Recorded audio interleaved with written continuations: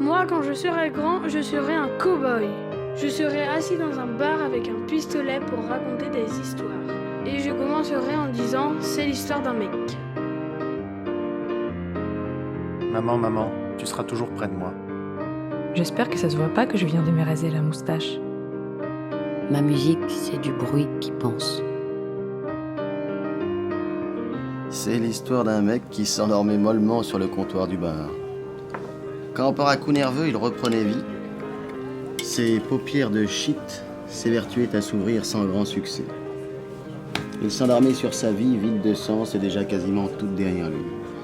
Il trinquait à la santé de ses échecs, il fumait à ce qu'il ne serait jamais. Les tapes amicales de ses collègues d'alcoolisme n'y faisaient rien. Il ne pouvait tenir le coup, il ne voulait tenir le coup.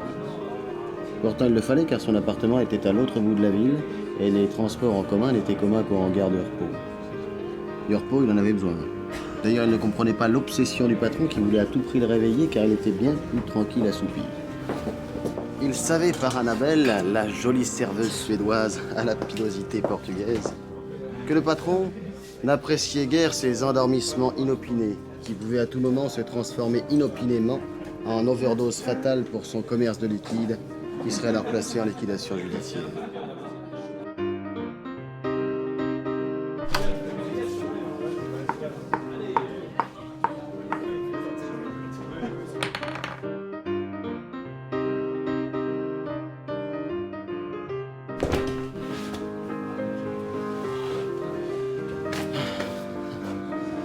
Ce soir-là, le patron avait besoin d'une autre ambiance que celle orchestrée par cet hippie frigide et fauché qui donnait la nausée avec sa pseudo-musique d'indignée gauchiste indigeste. Cette étudiante en musique, autoproclamée musicienne, ne donnait pas envie de bouger son corps sur le dance floor. Encore moins envie de communiquer avec le monde, donc encore moins envie de consommer. Une vraie tragédie pour le patron.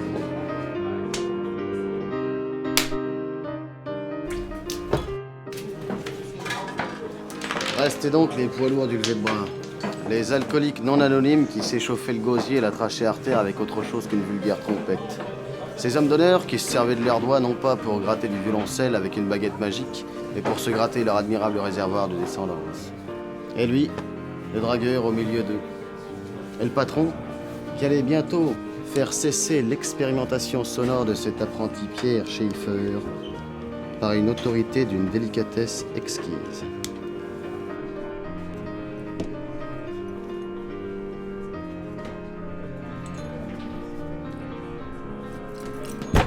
C'est pas bientôt fini vos conneries, non?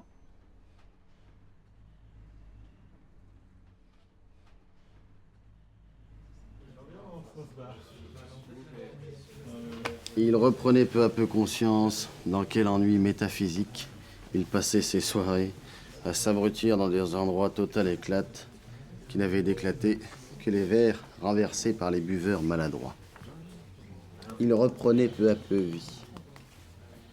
Cette pause dans la course folle du temps, ce roupillon du pochetron, ce court sommeil du juste touchait à sa fin.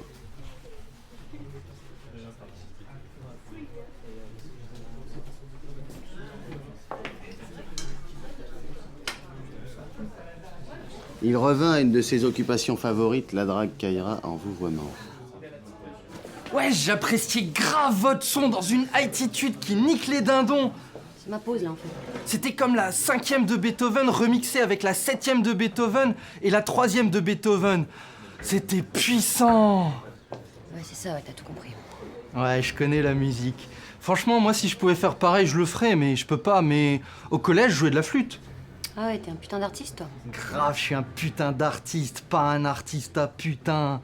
Vous avez vu, je fais rimer les mots, je suis un poète. J'ai fait un putain de quatrain, putain d'artiste, artiste à putain. Avant, il y avait Baudelaire, il y avait Rimbaud. Maintenant, il y a moi. Ouais, c'est sûr, t'es aussi connu qu'eux. Bah non, faut être mort pour être connu. J'ai pas envie de mourir. La mort, ça craint du vagin. Moi, je préfère la vie. Moi, je préférais que tu sois mort. Et puis, je reviens d'Amsterdam, j'ai vu tellement de belles choses. J'étais au musée Van Gogh, j'adore Van Gogh. Il est roux comme moi. Et vous savez, je suis sûr que si j'avais été hollandais à son époque et qu'on m'aurait donné des pinceaux, eh ben j'aurais fait comme lui. Lui et moi, on est pareil, on voit le monde pareil. On voit le monde en roux. D'ailleurs, dans ces tableaux, il y a du roux. Il y a du bleu avec ces super ciels qui déchirent tout. Il y a de l'ocre et du vert et du jaune et du rouge. Et puis c'était puissant. Même si j'ai pas pu les voir en vrai, les tableaux, parce que j'ai fait la queue devant le musée Van Gogh, mais il y avait trop de monde. Alors je suis pas rentré. Parce qu'il fallait attendre, c'était trop long. Et t'as fait quoi, du coup, à Amsterdam? Bah, je suis allé fumer, qu'est-ce que vous pensez? Les gens, tous les jours, comme ça, ils respirent. Bah, moi, tous les jours, je fume. Bah, du tabac, j'espère. Amsterdam, c'est péché. Bah non, moi, je les fume purs. Le tabac, c'est un assassin aux mains de l'Empire américain et des multinationales qui te veulent que du mal Et t'as pu en ramener? Bah ouais, bien sûr, je suis un fou, moi. 50 grammes pour ma conso perso. Tu vas pas garder tout ça pour toi? Vous croyez quoi? Que je suis un communiste? Que je distribue la marijuana comme Jésus distribuait les pains et le vin? Non, moi je pense que la politique, c'est Et c'est quoi comme marijuana? de la white widow. Je pense que la politique, c'est plus du concret. Moi, par exemple, je vois un papier par terre, tac, je le ramasse. Et quand... Et tu crois qu'on pourrait la goûter ensemble? Rien que tous les deux? Yes, I, Jawa, Stafawai, voulez-vous fumer un joint avec moi ce soir? Voulez-vous fumer un joint avec moi ce soir? Bon, on va se le kiffer, ce bédo. Comme ça, chez vous, chez WAM? Je vais pas t'inviter chez moi, je te connais depuis 1 minute. Chez WAM, alors. Je vais pas venir chez toi, je te connais depuis 1 minute et 10 secondes. Non, moi je préfère aller dehors, à l'air pur, avec la nature, le ciel, les oiseaux. Ouais, les oiseaux, les pigeons. J'adore les pigeons, ils sont groovy. Je suis sûr, dans une vie antérieure, j'étais un gros pigeon. Ouais, un gros pigeon roux, ouais. Son charme a encore péri. Tel le phénix, il renaît de ses cendres. Ça y est, il vient de pécho, il prend son envol. Papa Tango Charlie, je prends 2 allées simples pour le Nirvana.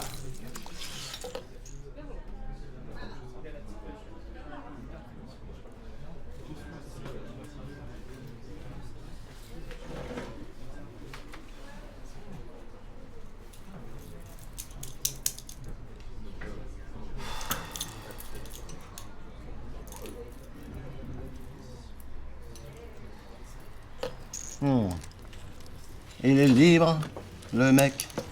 Il est libre, le mec. Il y en a même qui disent qu'ils l'ont vu choper. Ouh.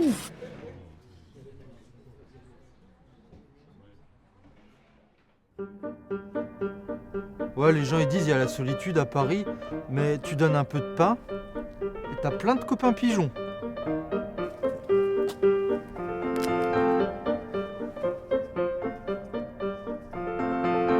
Ouais, là ça marche pas, ils font dodo les pigeons. Eh ben, tu t'y connais aux pigeons, toi, dis donc. Après avoir payé la totalité de la somme due par l'intermédiaire d'une carte magnétique à code, ils sont partis tous les deux se balader en amoureux de la fumette, sur les quais de cette ville d'hiver, dans laquelle il est plus dur de rouler un joint en hiver vu la température d'hiver. Devant cette constatation exceptionnelle et la beauté de cette bourgeoise bohème qu'il avait réussi à alpaguer grâce à son charisme charismatique, il se prit d'une ivresse fantasma cosmique. Le voilà posé avec une nana sur les quais. Que demander de plus?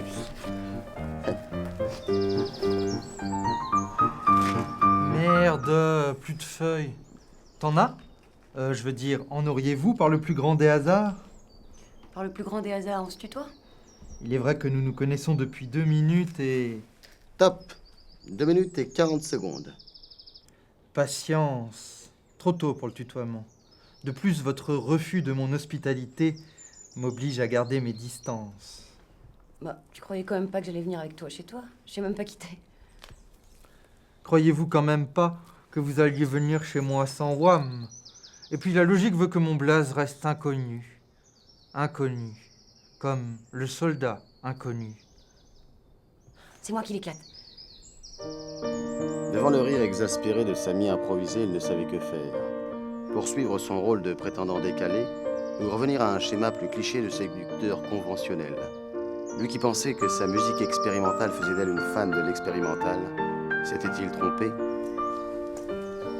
Elle insista pour éclater le joint. Mais s'étant destinée à une approche Kaira, il ne pouvait la laisser prendre ses ailes de féministe indépendante.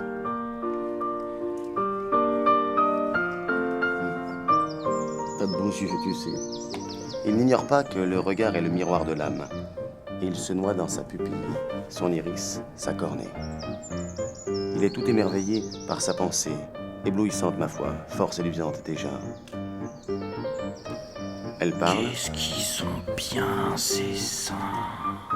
Lui écoute. Écoute-la, écoute-la. Parce que les patrons des bars, ils connaissent rien à la musique aujourd'hui. Bien Regarde le mec, gonflés, il a même pas fait de solfège. bien Tu géométriques. veux qu'ils comprennent. Parce que Écoute-la, quand on est dans un bar, écoute-la. quand il y a de la musique, c'est 2 fois plus cher. Du coup, ils font du business aujourd'hui, les mecs. Mais putain, c'est pas humain, ces seins. Ça, il faut comprendre, c'est pas des artistes. Écoute-la, écoute-la. Alors, notre homme a fait l'homme. Elle lui a roulé une pelle pantagruelle d'adolescent en rut. Rutilant de fierté et rendant jaloux tous les pisse vinaigres. Tous aigres devant cet artiste de la drague. Ce séducteur exceptionnellement génialissime, reléguant le signorissime Berlusconi au rang de cavaliere à poney, tandis que lui seul est le vrai cavaliere. Monté comme un pur sang, jalousé par toutes ces bites congelées, réduit à fantasmer sur ces corps que lui seul fera jouir par ses attributs royaux.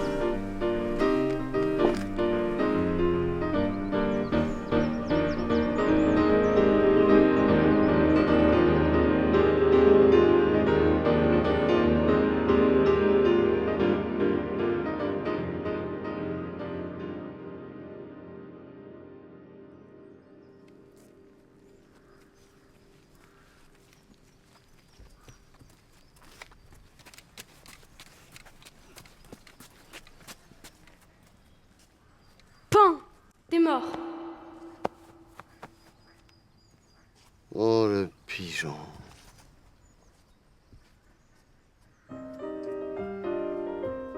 C'est l'histoire d'un mec. Hein? Mais non, mais ferme-la, toi. Oh. Bref, c'est l'histoire d'un mec. Non, ferme-la, ferme-la. Ça n'intéresse personne, ce que tu racontes, là. Ça nous fait chier, voilà. Oh, mon Dieu.